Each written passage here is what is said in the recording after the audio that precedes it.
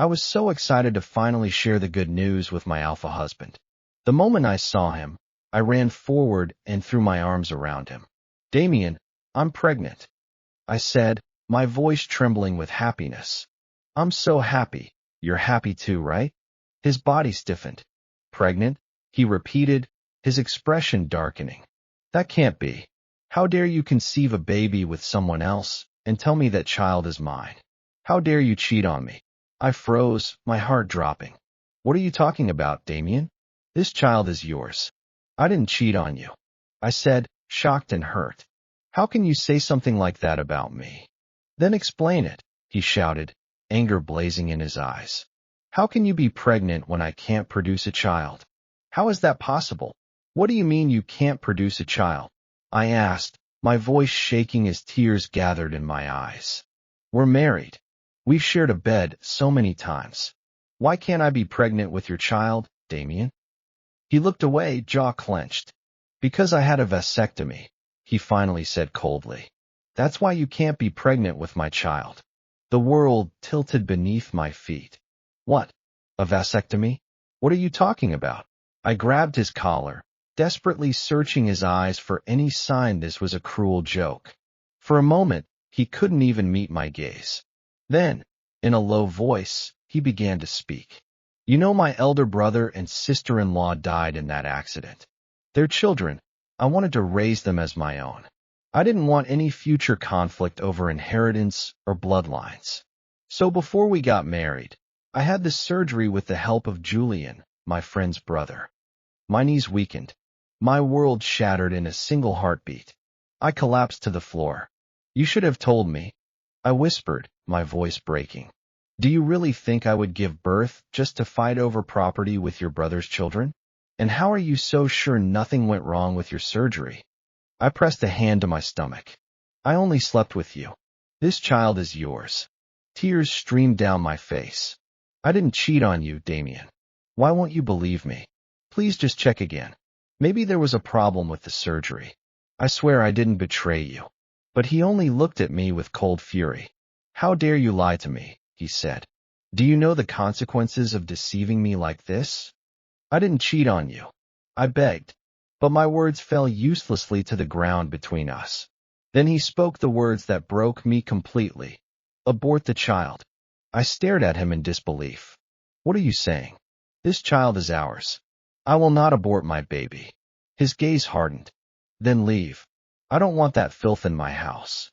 The word stabbed through my heart. "Filth?" My voice cracked.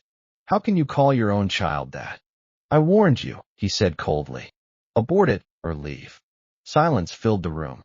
Pain burned in my chest, but somewhere inside me, strength rose too. "Fine," I whispered. "If you refuse to believe me, then I won't stay here either. But remember this, Damien, one day you will regret it." I wiped my tears. "You think you have a valid reason. You think you're right. But the truth will come out. And when it does, you'll regret trusting Julian over your own spouse." Without another word, I turned and walked out of Damien's house with nothing but my unborn child and my broken heart. Leaving Damien's house, I had nowhere else to go except my mother's home. Other than Damien, she was the only person I could still call family.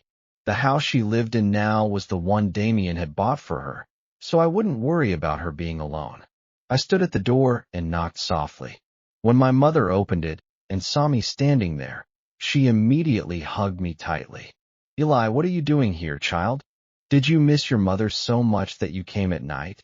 She laughed gently, then looked behind me. "Where is Damien? Didn't he come with you?" She kept glancing toward the doorway, as if expecting him to appear at any moment. Seeing her like that, my chest tightened and I burst into tears.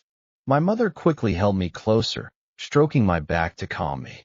"Why are you crying, sweetheart? Did Damien do something to you? Tell me. I will call him right now." She reached for her phone, worry clouding her face. But I grabbed her hand to stop her. "It's nothing like that, Mom," I lied softly. "I just missed you. After seeing you, I became emotional. That's all. Damien didn't do anything. I just want to stay with you for a while." I couldn't tell her the truth, Not about the vasectomy, not about the accusations. My mother had raised me alone ever since my father passed away. She had already suffered enough. She came from a humble background, but she had fallen deeply in love with my wealthy father and married him despite his family's disapproval. After my father died from illness, his family abandoned us with nothing. My mother struggled through endless hardship just to raise me. So when she first heard about Damien, she didn't approve of our relationship.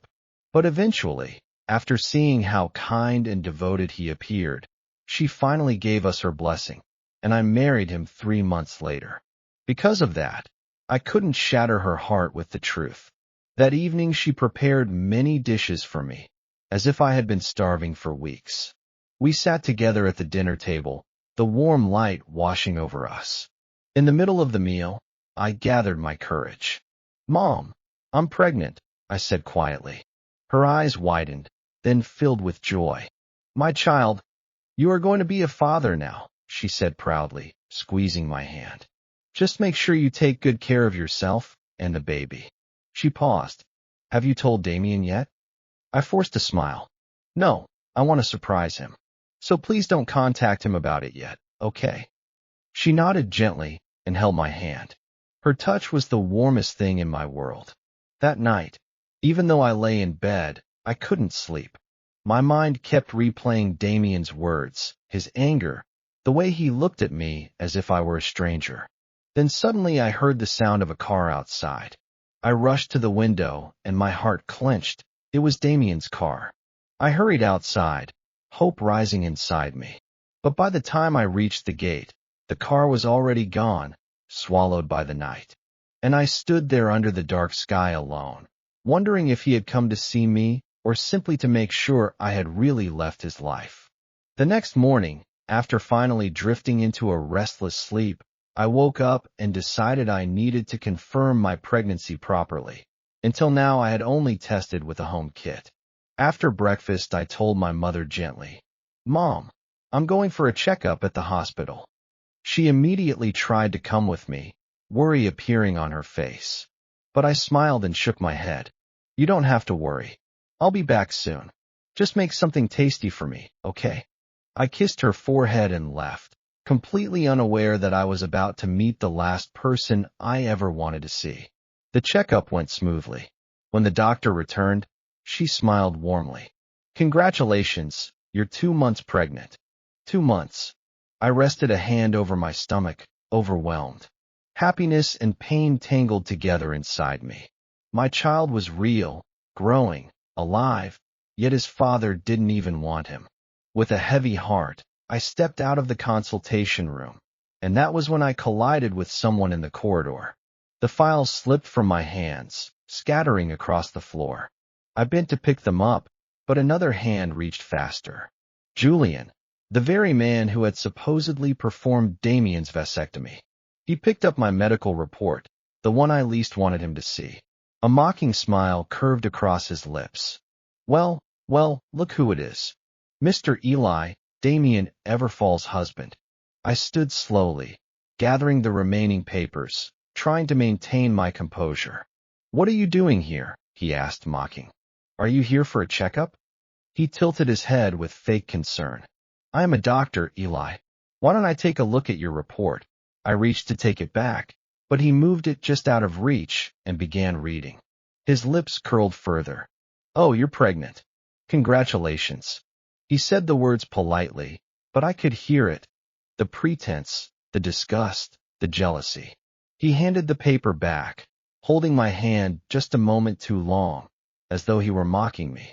"But tell me," he continued softly, "how did you become pregnant when Damien had a vasectomy? Unless—" His eyes gleamed. "You cheated on him once." Those words would have shattered me, but now, after everything, I simply stood my ground. Before I could respond, Julian leaned closer, lowering his voice so only I could hear. "Silly Eli, I already know this child is Damien's. Because he never had the surgery." My breath caught. "What?" A satisfied smile crept across his face. "It was all my doing. I made Damien believe he'd had the operation, but he never did. Otherwise, tell me, how would I ever hope to carry his child one day? My hands curled into fists. He continued, voice cold. Now that you're pregnant, Damien will think you cheated. He'll leave you, and everything will go exactly as I planned. Anger burned through me. Why did you do this, Julian? I asked through clenched teeth. He looked almost amused. Isn't it obvious? Damien is the sole heir of Everfall Enterprises.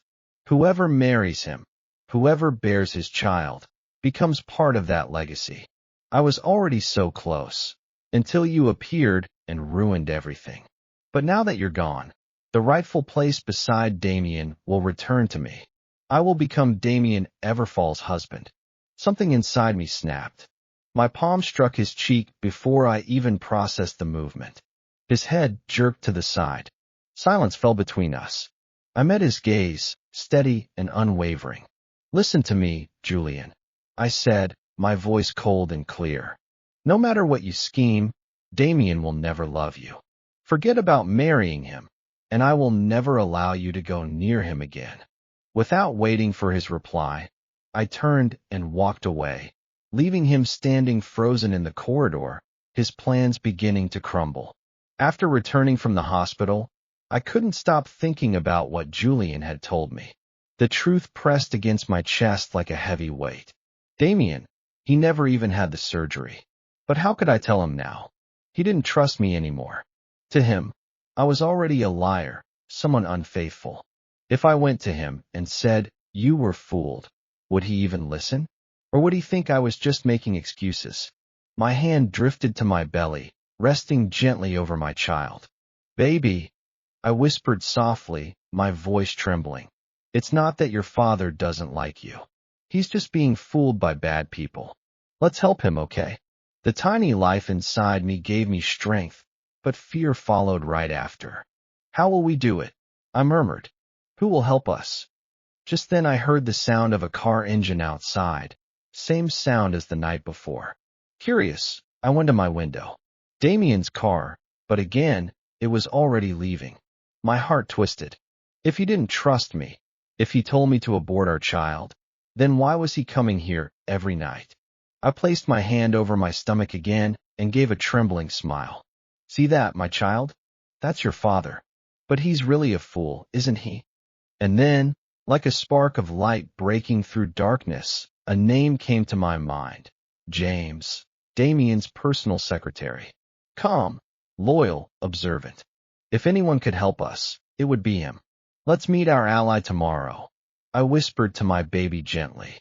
He will help us protect your father from bad people. Now sleep, it's already late. That night, I finally drifted into sleep.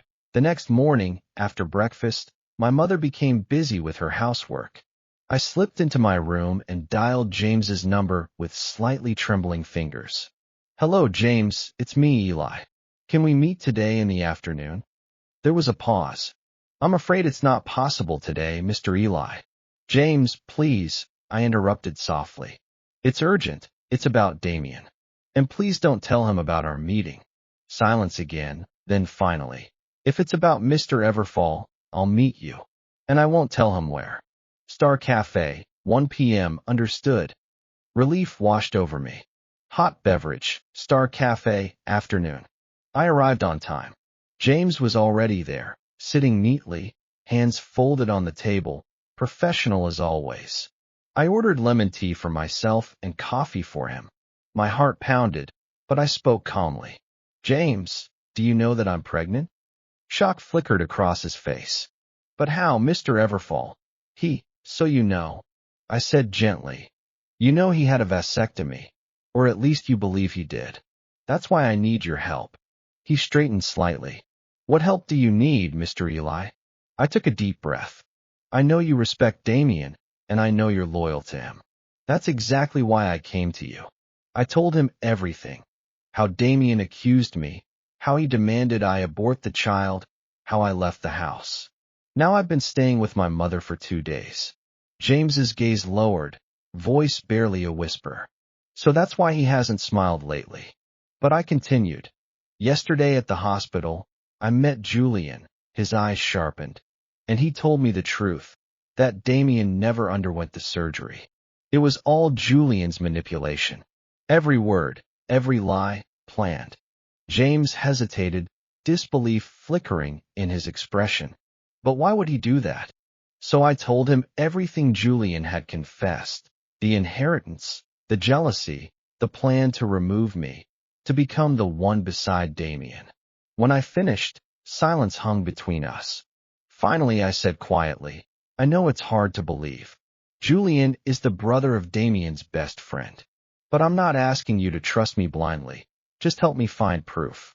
After that, decide for yourself. James didn't even hesitate. If what you're saying is true, then I will help you. Just then his phone rang. He glanced at the screen. Mr. Everfall is calling. I have to go. He stood, then looked at me sincerely. When I find evidence, I'll contact you. Until then, please stay safe, both you and your baby. I nodded. Thank you, James. And then we parted. I returned to my mother's home and tried to live quietly, spending my days helping her with small chores and listening to her talk about my childhood. Sometimes she would laugh while recalling the silly things I used to do, and for a moment the heaviness in my heart would fade. At night, before going to bed, I would sit by the window and gently rub my belly. Good night, my little one, I would whisper. Your grandmother, father, and I love you very much. Then I would kiss my mother good night and lie down, slowly drifting into sleep with thoughts of my baby and the uncertain days ahead. Just like that, 2 weeks quietly passed. But every single night without fail, I heard the familiar sound of a car engine outside the house. When I looked through the curtains, I always saw the same thing. Damien's car parked under the streetlight, headlights dimmed, engine running softly. Sometimes he stayed there for a long time. Sometimes he only stopped for a minute before driving away again. It felt as if he wanted to come inside, as if he wanted to talk to me, but he couldn't bring himself to do it. I would press my hand over my heart and then to my stomach. Your father is really foolish, isn't he? I would whisper to my baby with a sad smile. He misses us, but he doesn't know how to reach out. And although his accusations still hurt, seeing him there every night made it impossible for me to truly hate him. Instead, I felt even more determined to protect him from Julian, no matter what it cost me. The first trimester hit me hard, and the morning sickness made me weak.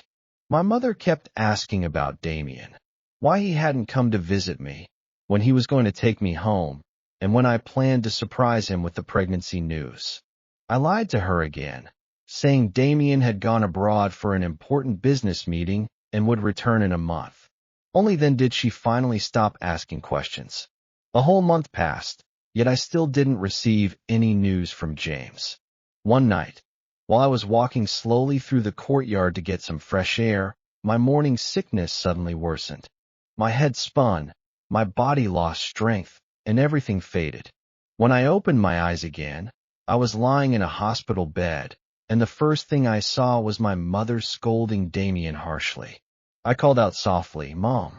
She immediately grabbed my hand, her eyes worried. Are you okay, Eli? How are you feeling now? I'm fine, Mom. Don't worry. I reassured her, then slowly turned my eyes toward Damien. My mother sensed the tension between us and sighed. You two talk. I'll call the doctor to check on you again, she said before leaving the room. Silence filled the air. What are you doing here, Damien? I asked calmly. He looked at me for a moment before answering. I was passing by your mother's house and saw you collapse, so I brought you here. I stared at him. Were you really just passing by? Or did you come every night to see me, like you always do, only to leave without speaking? He fell silent. Then his voice trembled slightly. Eli, you know I can't live without you. I love you so much. Please come back home. I'll raise this child as my own. I'll forgive you for cheating, just come back. Don't ask anything else, just stay with me. My heart tightened, but my eyes stayed cold. Who are you forgiving, Damien? I asked quietly.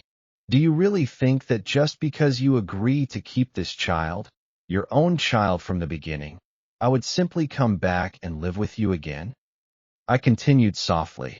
I know you love me, and I don't hate you. But what hurts the most is not the accusations. It's that you never trusted me. Without trust, what meaning does love even have?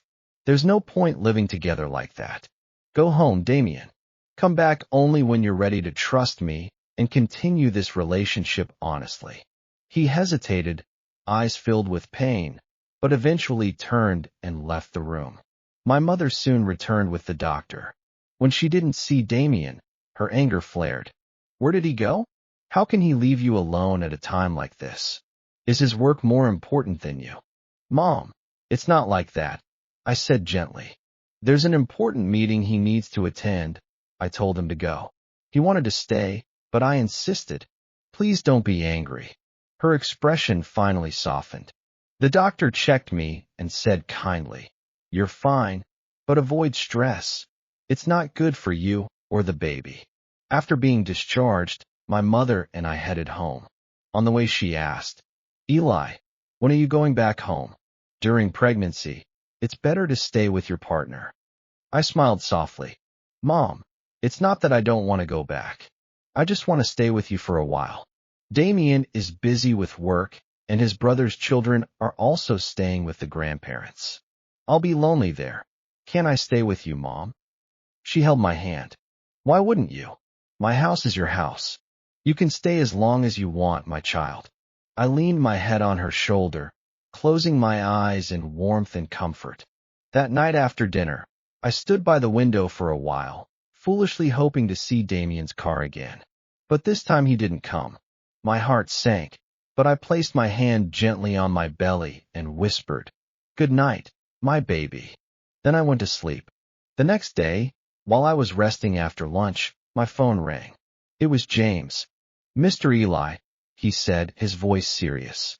I finished investigating what you asked me to look into, and I found the evidence. Everything you said about Julian, it's true. The vasectomy surgery was completely fake. Mr. Everfall never underwent the procedure at all. Julian forged the medical records and made Damien believe it happened. My heart stopped for a moment. James continued, voice heavy, and that's not all. I also found evidence that Julian has been involved in illegal human organ trafficking. He's been making money from it. I was frozen in shock, but I forced myself to stay calm.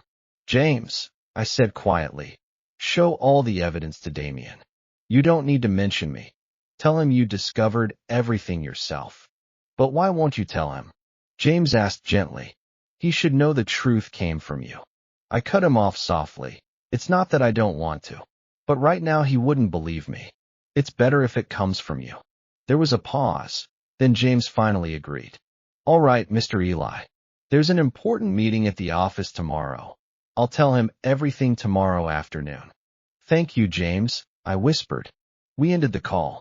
Back then I had no idea what was waiting for me next.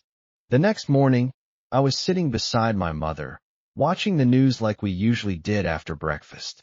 But then the next headline flashed across the screen, and it felt like a storm had crashed into my world. Breaking news.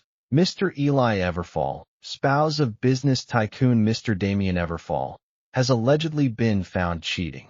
Sources reveal he is pregnant with another alpha's child. My picture appeared on the screen, me standing in the hospital corridor, holding my medical file. My heart stopped. Beside me, my mother gasped.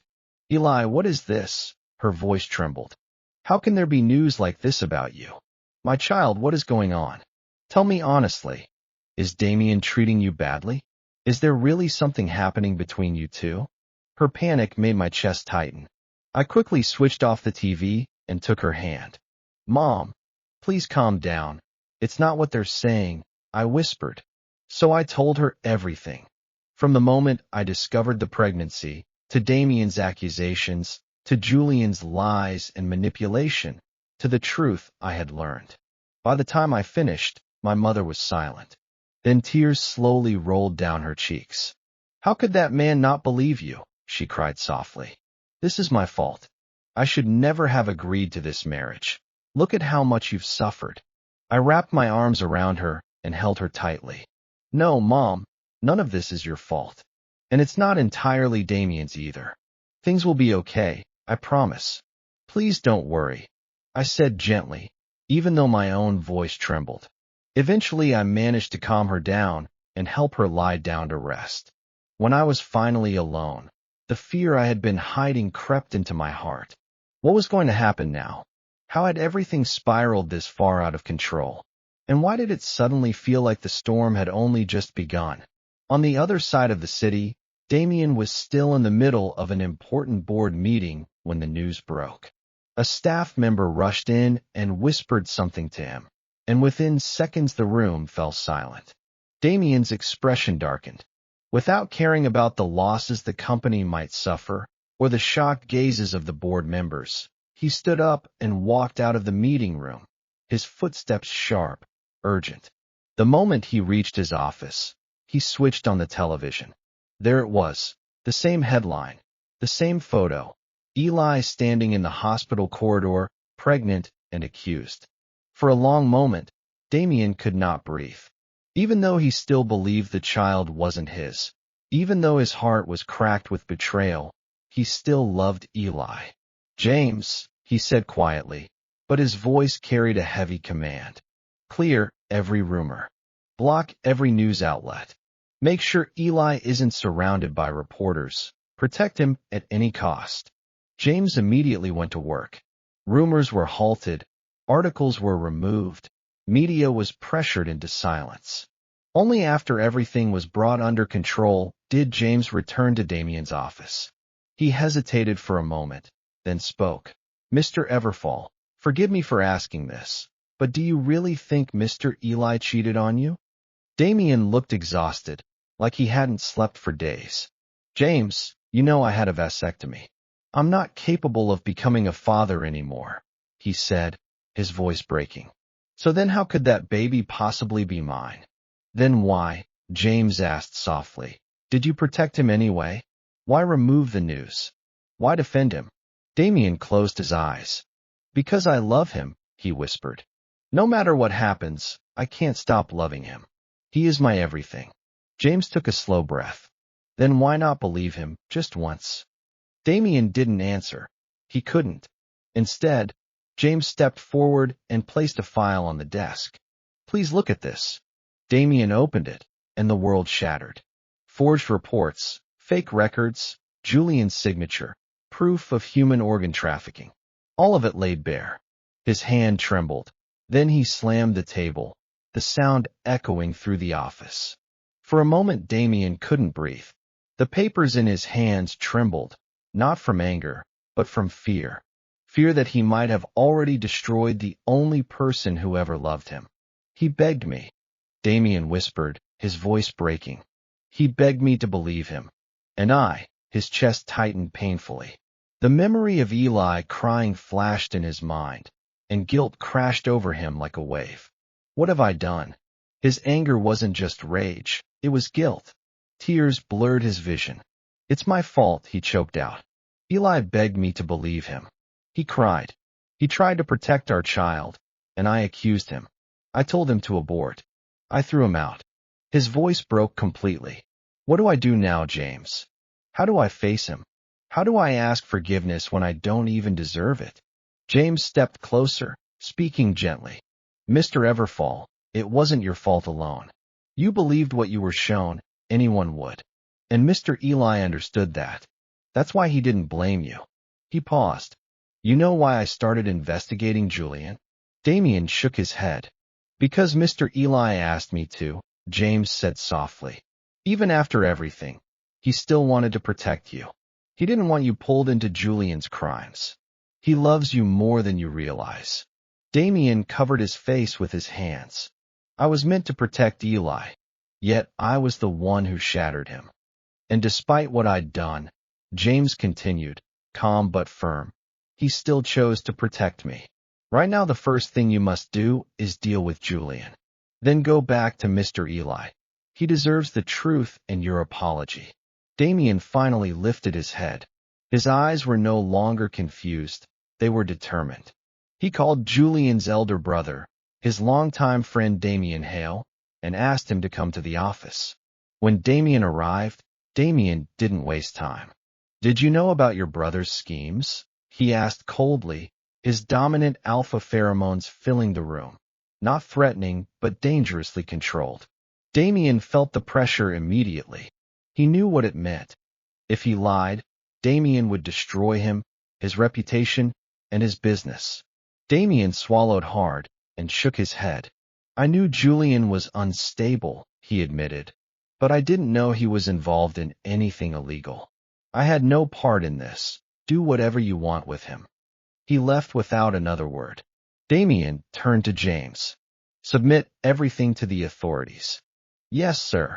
By the next day, Julian Hale was arrested, charged with medical fraud, evidence forgery, and illegal human organ trafficking.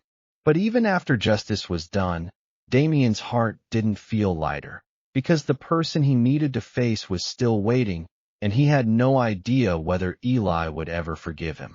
The next day, I heard on the news that Julian had been arrested. I had just finished eating the fruit my mother had cut for me when the doorbell rang. When my mother opened the door, Damien was standing there, looking weak and exhausted. But my mother immediately started shouting at him. What are you doing here? Why did you come? Haven't you already hurt my child enough? How dare you question my child's character? She stepped forward, jabbing a finger at his chest. Did you forget how you begged him to marry you? How you promised to take care of him for the rest of his life and never make him cry? Then why didn't you trust him? Why did you hurt him like this? Damien fell to his knees and couldn't even look my mother in the eyes. Her voice shook, not just with anger, but with heartbreak. Do you know what it's like, she cried, to watch your own child cry himself to sleep? To see him hold his stomach and whisper apologies to his unborn baby, because you didn't trust him? Damien lowered his head even further. Every word felt like a knife. Mother, please forgive me. It's all my fault. I shouldn't have done that. I shouldn't have doubted Eli. Please, I'm sorry. Please forgive me. I promise I'll never repeat this mistake again. Please allow me to see Eli. I heard the noise from outside and came out. When I saw Damien kneeling in front of my mother, for a second my heart stopped. Damien, kneeling. The proud, stubborn alpha, looking small, broken. His shoulders trembled, and for the first time I realized he was terrified. Terrified of losing me. A part of me thought he deserved it. But another part of my heart didn't want to see him like that, even though I knew this wasn't entirely his fault. So I stopped my mother gently. Mom, please calm down. It's not good for your health. Go inside and finish your fruit. I'll handle this.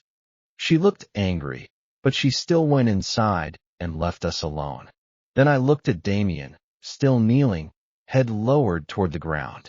What are you doing here? What do you want from me? I asked coldly. He didn't raise his head. Eli, please forgive me. It was my fault. I should have trusted you. Can't you forgive me and come back home with me? Home? I replied. Are you talking about the same home you threw me out of? The same place where you told me to abort my child? What do you want from us now? It's not like that, he whispered, still not looking at me. What are you looking at the floor for? I'm standing right here. Look at me. Slowly he lifted his head and finally met my eyes, but he still didn't speak. Tell me, Damien, why didn't you tell me about your vasectomy earlier? He was silent for a moment, then finally answered. It's not like I didn't want to tell you. I just didn't know how. I thought that if I told you about the vasectomy, you would leave me. That's why I hid it from you. I never meant to deceive you. I was going to tell you. But before I could, you became pregnant, and then everything spiraled out of control. He looked at me with sad, pleading eyes. But now it doesn't matter anymore, right? You don't trust me, so there's no point in this relationship. You can go. I won't return with you. Noah, please forgive me. Give me one chance to earn your trust back. Please. I turned away, then stopped. Fine, I'll give you one chance. But if you fail to earn my trust back, you have to leave me. He nodded immediately, stood up, and hugged me from behind. I told him to let go, and he did, but he insisted on staying nearby that night. I told him he could sleep on the sofa, and he agreed without arguing. Later in my room, I placed my hand gently over my belly. Baby, did you see your father today? Isn't he handsome? You're going to be handsome like him too. I whispered, stroking my belly. You know, baby, I already forgave your father. The day I finally learned the truth. My voice trembled. Forgiving was easy. Forgetting the pain wasn't. I can't be too soft on him. You understand me, don't you? What I didn't know was that Damien was standing outside the door, hearing everything. Quietly, he spoke to our baby too, but through the door, so only I could hear. I'm sorry, my child. It's my fault. I don't deserve you or your daddy. But if you allow me, I'll spend my life making sure neither of you ever cry again. I heard his voice, and my heart ached. I didn't open the door. I just pressed my hand to my stomach and whispered to our child. Let's give him that chance, baby. But we'll watch, and we'll make sure he truly means it. For 14 nights, Damien Everfall parked his car under the same streetlight outside his mother-in-law's house. He never turned off the engine. He never stepped out. He just sat there, hands gripping the leather steering wheel, staring at the warm glow of the window where he knew Eli was sleeping, or trying to sleep. Each night, he told himself he would get out. He would walk to the door, knock, and beg for forgiveness. But each night, his courage failed him. What would I even say? He thought bitterly. I accused him of the worst betrayal. I called our child filth. I threw him out like garbage. His alpha instincts screamed at him to reclaim his omega, to storm the house, and carry Eli back to their home where he belonged. But the rational part of him, the part that had been blinded by Julian's lies, now knew better. He couldn't bulldoze his way back into Eli's heart. He had to earn it. And earning it meant proving he could be patient, gentle, and, most of all, truthful. On the 15th night, Damien brought a bouquet of white roses. He left them on the doorstep with a handwritten note. I don't deserve you, but I'm trying to become someone who does. Please don't throw these away. He drove off before anyone could see him, but from his rearview mirror, he saw the front door open and Eli's silhouette bend down to pick up the flowers. His heart ached with hope. The next night, he left a small box of Eli's favorite chocolates. The night after, a baby blanket, soft, cashmere, sky blue. He never signed the notes, but he knew Eli would recognize his handwriting. While Damien made his nightly pilgrimages, James was deep in the underbelly of the city's medical records. He had started with Julian's clinic, a sleek, private practice on the Upper East Side that catered to wealthy alphas seeking discreet procedures. James posed as a potential client, asking about family planning options. The receptionist was polite but evasive. Julian's schedule was fully booked for the next 6 months. James didn't buy it. He hired a hacker, a beta with a grudge against Julian from a botched surgery years ago, to dig into Julian's digital footprint. What they found was a labyrinth of shell companies, encrypted emails, and falsified patient logs. The vasectomy records were there, a file marked Damien Everfall, dated 3 years ago, with a surgical report, a consent form, and a follow-up note declaring the procedure successful. But the file's metadata told a different story. It had been created 2 months after the supposed surgery date. The consent form was signed with a digital signature that matched Julian's own tablet, not Damien's. James also discovered a secondary file, one Julian had tried to delete but left fragmented in the cloud. It contained photographs of Damien's actual consultation. No surgery took place. Julian had simply drugged Damien's tea, performed a mock examination, and then forged everything. The photograph showed Damien asleep on an examination table, none the wiser. The deeper James dug, the darker it got. Julian had been running an organ trafficking ring out of the same clinic. Kidneys, livers, corneas, sold to wealthy clients abroad. He had used Damien's name and reputation to launder money through shell companies. The evidence was damning. James compiled everything into a single folder, digital and physical, and presented it to Damien the day after Eli collapsed in the courtyard. That was the moment Damien's world truly collapsed, not from anger, but from the crushing weight of his own blindness. Before he went to Eli's mother's house, Damien called his best friend, Marcus. Marcus had introduced him to Julian years ago, and the guilt ate at Damien. "Marcus, I need to tell you something," Damien said over the phone, his voice hollow. "Damien, you sound like hell. What happened?" "Julian, your brother, he's been lying to me for years. He forged my vasectomy records. He made me believe I was sterile. And when Eli got pregnant, I accused him of cheating. I threw him out. I told him to abort the child." Damien's voice cracked. "I destroyed the only person who ever truly loved me." Silence on the other end. Then Marcus's voice, tight with shock. "Damien, I had no idea. I knew Julian was ambitious. He's always been jealous of you, of your success, of your marriage, but I never thought he would."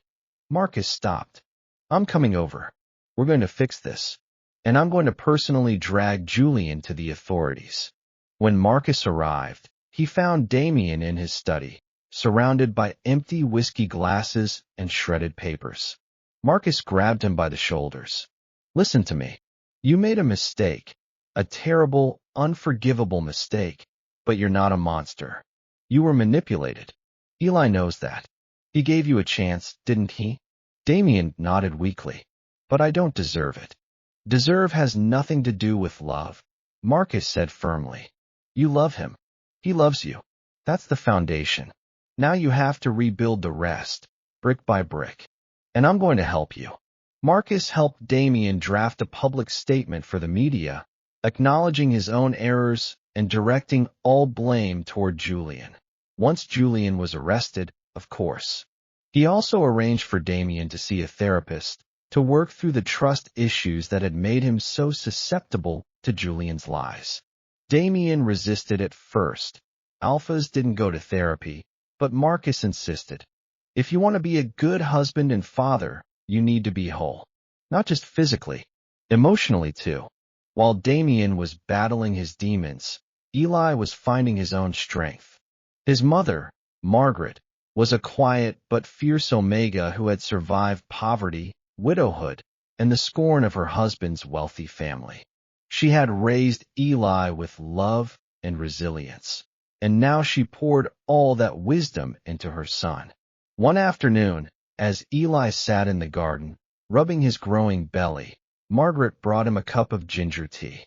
"You've been through so much, my child," she said softly, sitting beside him. "But you're stronger than you know." "Mom, I forgave him," Eli said, his voice barely above a whisper. "But I don't know if I can forget. Every time I close my eyes, I see his face, the coldness, the accusation. It feels like a scar." Margaret took his hand. "Scars fade, sweetheart. They don't disappear, but they stop hurting after a while. And the love you have for him, if it's real, it will help you heal." She paused. "But remember this. Forgiveness doesn't mean you have to accept everything he did. It means you're choosing to move forward, not because he deserves it, but because you deserve peace." Eli leaned his head on her shoulder. "I want our baby to know their father, the real Damien. Not the one who was fooled by Julian. The one who brings me roses and baby blankets every night." Margaret smiled. "Then let him show you. Take it slow. Watch his actions, not just his words. Trust is rebuilt in the small things." That evening, Eli found a new note on the doorstep. "I signed up for therapy today. I'm learning to trust myself so I can learn to trust you. I love you. I love our baby. I will never stop fighting for you." Eli held the note to his chest and wept, not with sadness, but with a fragile, tentative hope. Julian's arrest made front-page news. The medical fraud and organ trafficking charges were staggering. The evidence James had compiled was so comprehensive that Julian's lawyers advised him to plead guilty in exchange for a reduced sentence. But Julian, arrogant to the end, refused. The trial began 6 weeks later. Eli was called as a witness, and Damien sat in the front row, his hand gripping the bench. Julian's defense attempted to paint Eli as a gold digger who had fabricated the story to ruin Julian's reputation, but the evidence was irrefutable. The forged records, the falsified consent form, the damning photographs, all laid out before the jury. When Julian took the stand, he looked haggard, stripped of his usual polished arrogance. He admitted to forging the records but denied the organ trafficking, claiming he was helping patients and the money was administrative fees. The prosecution shredded that defense with testimony from a former nurse who had witnessed Julian harvesting organs without consent. After 3 weeks, the verdict came, guilty on all counts. Julian was sentenced to 25 years in federal prison, with no possibility of parole for 15. As he was led away, he glared at Damien and spat.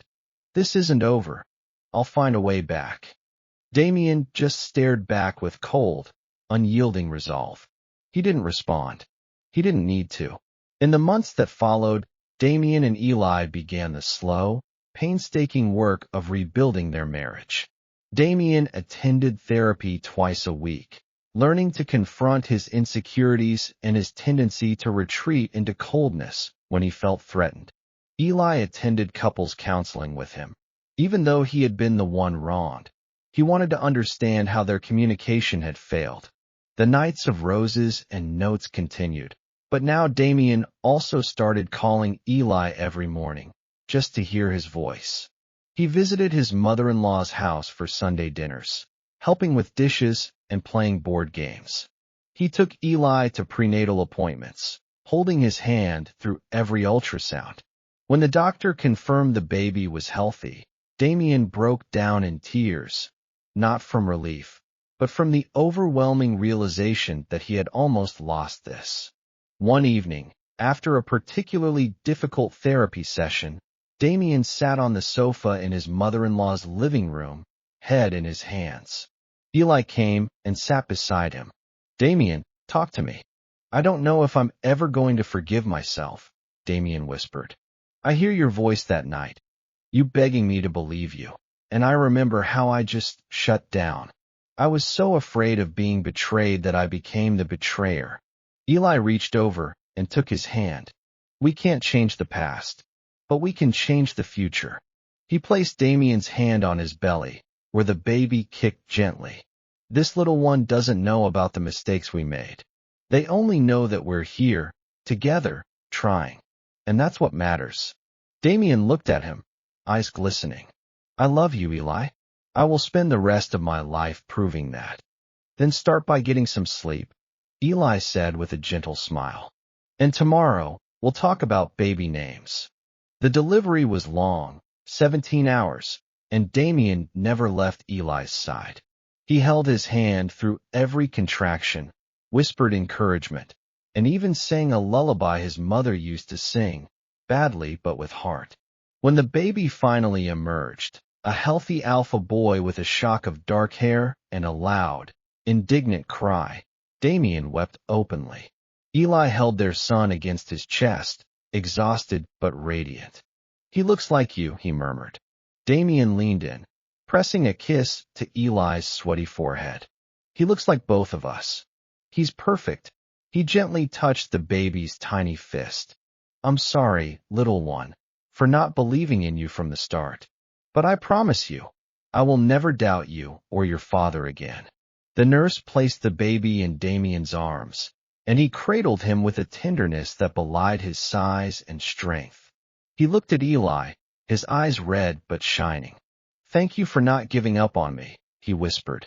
Eli smiled, exhausted but full. "We're a family now, Damien. That's all that matters." They named the baby Nathaniel, meaning gift of God, in reference to the miracle of his conception. Damien also added a middle name, James, in honor of the secretary who had helped save them. Months passed. Nathaniel grew from a squalling newborn to a chubby, giggling infant who had his father wrapped around his tiny finger.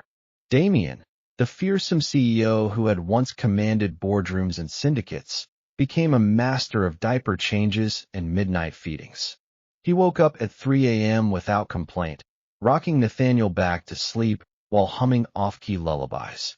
Eli watched them from the doorway, his heart full. He had never imagined his alpha husband would become so soft, so utterly devoted to their family. But Damien had changed, not just in his actions, but in his eyes.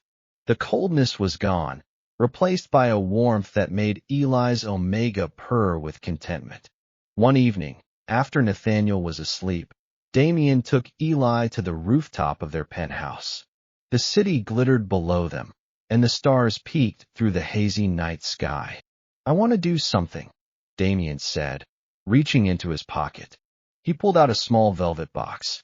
Inside was a new wedding band, platinum, simple, elegant. "The old ring. I don't want it. It reminds me of the worst version of myself.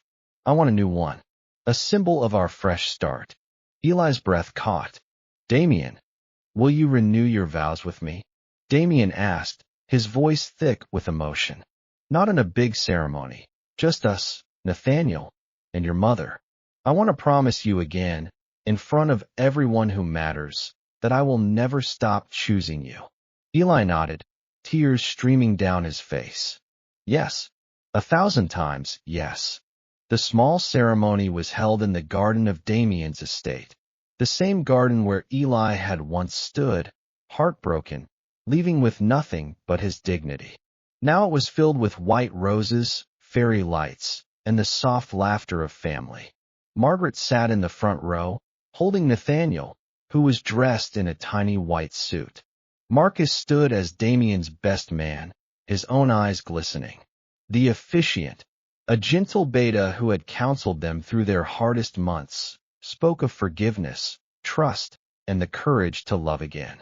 When it came time for vows, Damien went first. "Eli, the day you told me you were pregnant, I broke your heart. I was too blind, too proud, too afraid to see the truth. But you gave me a second chance, not because I deserved it, but because you are the kindest, strongest Omega I have ever known. Today, I vow to never doubt you again. I vow to listen with my heart, not just my mind.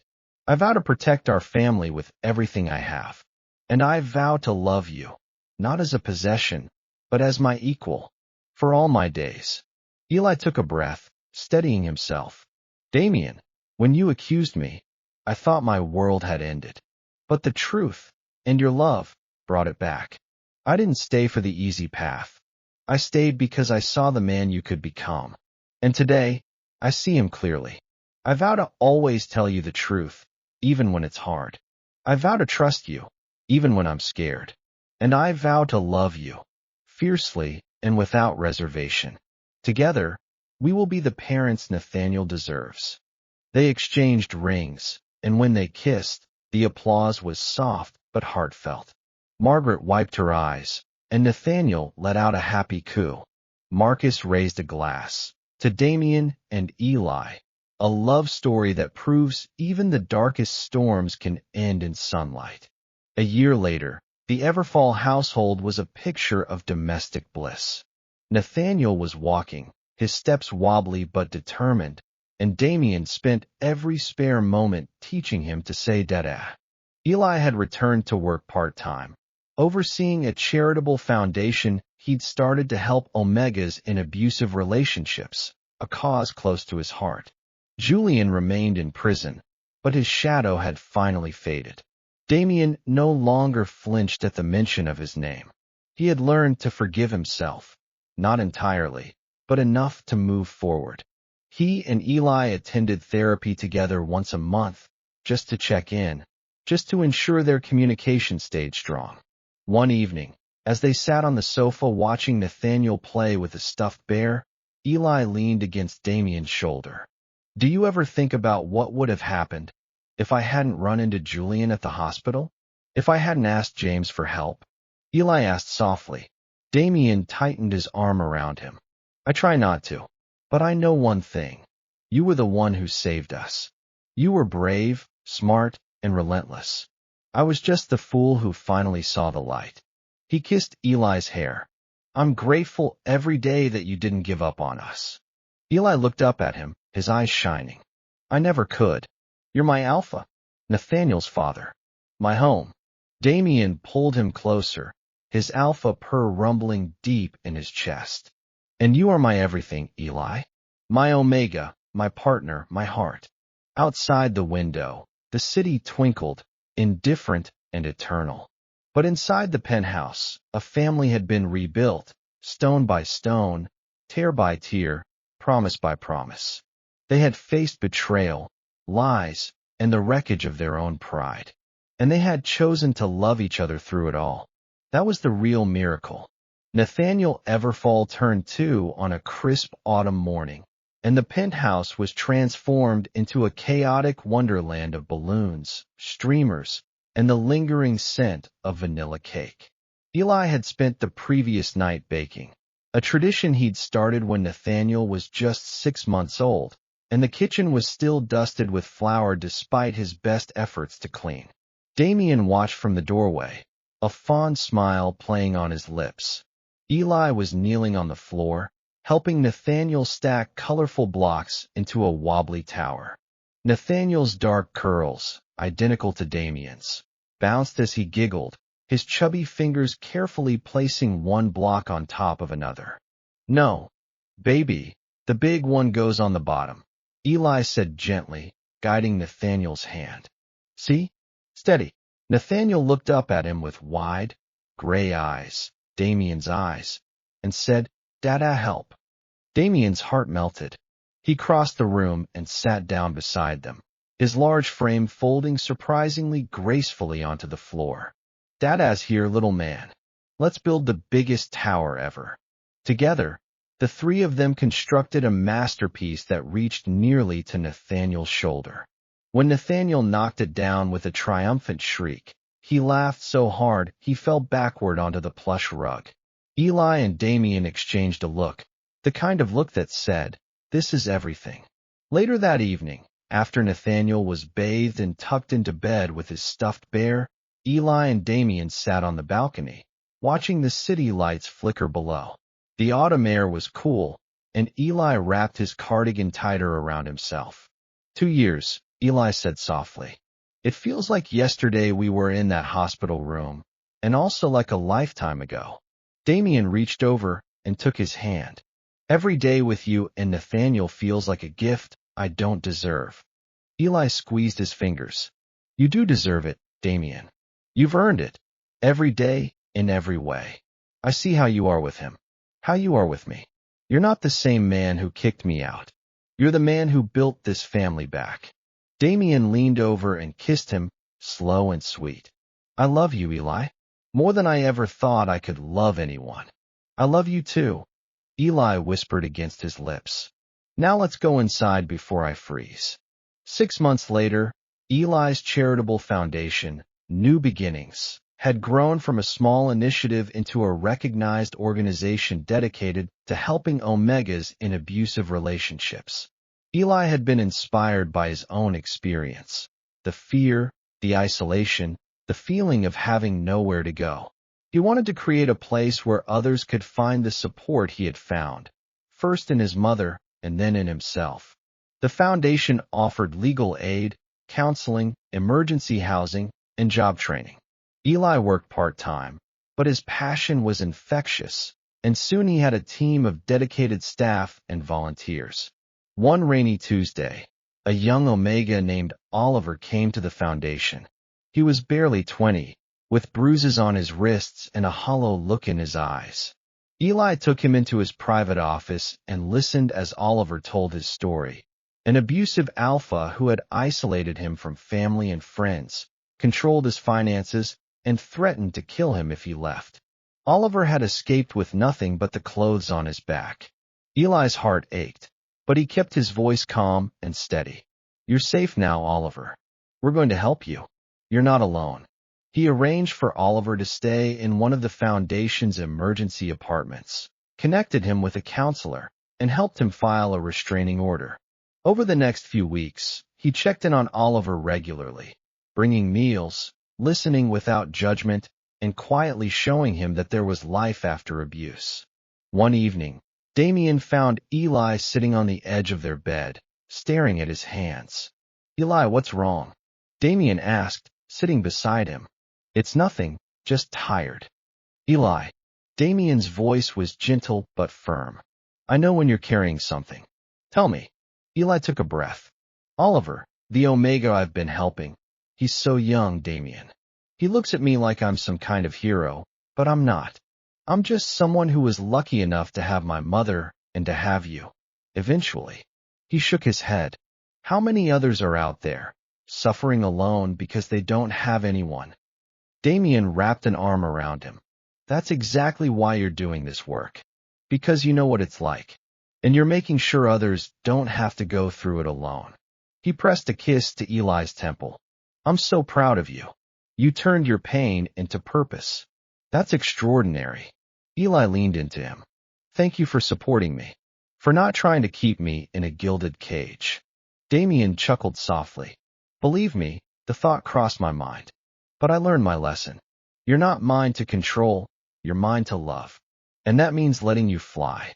3 months later, Eli received a troubling call from his foundation's legal director. A rival organization, run by a powerful alpha named Vincent Hale, Julian's cousin, had filed a lawsuit claiming that New Beginnings was improperly using funds and engaging in fraud. It was a blatant attack, clearly orchestrated by Vincent to avenge Julian's imprisonment. Eli felt the familiar chill of fear creep up his spine. He had faced enemies before, but this felt different. This was an attack on everything he had built. Damien, of course, was furious. Vincent Hale is trying to destroy you because I destroyed his cousin. This is my fault. No, it's not, Eli said firmly. Vincent is making his own choices. But I'm not going to let him win. I've faced worse than a lawsuit. Damien's eyes softened with pride. What do you need from me? I need you to trust me to handle this. And I need you to be there, just in case. Damien nodded. Always. Eli rallied his team. They gathered financial records, client testimonials, and independent audits to prove the foundation's integrity. He also hired a shrewd lawyer, an Omega named Peter who had a reputation for dismantling alpha-led smear campaigns. Peter was relentless, and within weeks, Vincent's lawsuit was thrown out of court for lack of evidence. But Eli didn't stop there. He filed a countersuit for defamation and harassment, and Vincent was forced to issue a public apology. The case made headlines, and New Beginnings received an influx of donations from supporters who admired Eli's courage. At a press conference, Eli stood before the cameras, calm and composed. This foundation was built on the belief that no Omega should have to face abuse alone. I have faced my own share of betrayal and doubt, but I learned that the truth and the love of family will always prevail. We will not be silenced.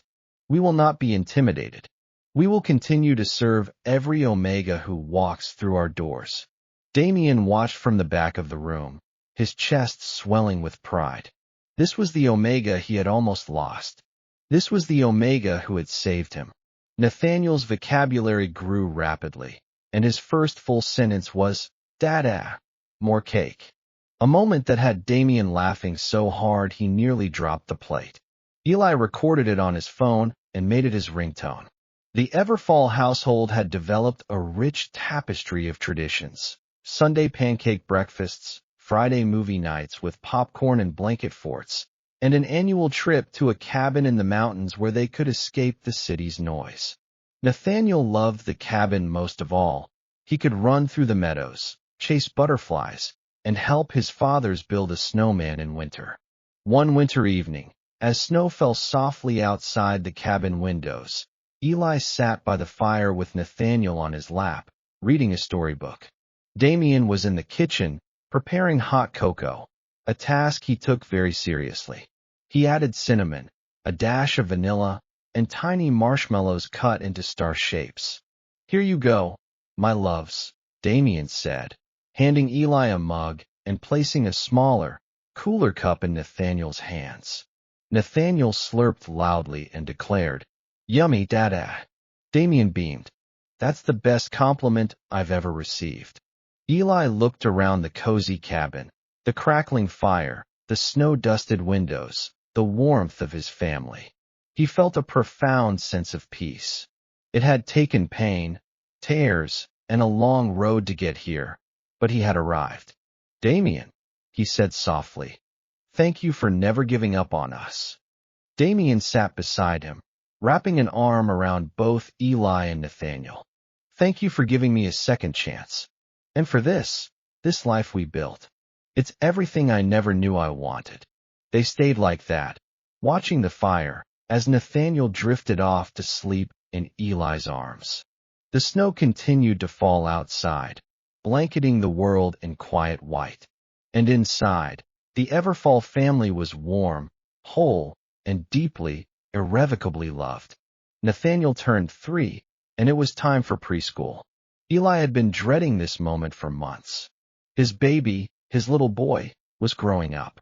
He packed Nathaniel's backpack with extra snacks, a change of clothes, and a note that read, "We love you, little star. Have a wonderful day." Damien teased him about the note, but Eli caught him sneaking a similar note into Nathaniel's lunchbox when he thought no one was looking. On the first day, they walked Nathaniel to the classroom hand in hand. Nathaniel was excited. He had been talking about new friends for days, but when they reached the door, he suddenly clung to Damien's leg. "Don't go, Dada," he whimpered. Damien knelt down and looked into his son's eyes. "Hey, little man, we'll be right here when you're done. You're going to have so much fun, and at the end of the day, we'll get ice cream." "Deal," Nathaniel sniffled. "Ice cream, chocolate," Damien promised. Nathaniel released his leg and walked into the classroom, clutching his backpack. He looked back once, gave a watery smile, and then disappeared into the colorful chaos of toys and children. Eli felt tears prick his eyes. "He's growing up so fast." Damien took his hand. "He's going to be just fine. He has your strength and my stubbornness. He'll conquer the world." They stood there for a moment, watching through the window as Nathaniel shyly approached a group of children building a block tower. He said something, and they all laughed. Nathaniel beamed. Eli leaned against Damien's shoulder. "I think he's going to be okay." "I know he is," Damien said. "He has us.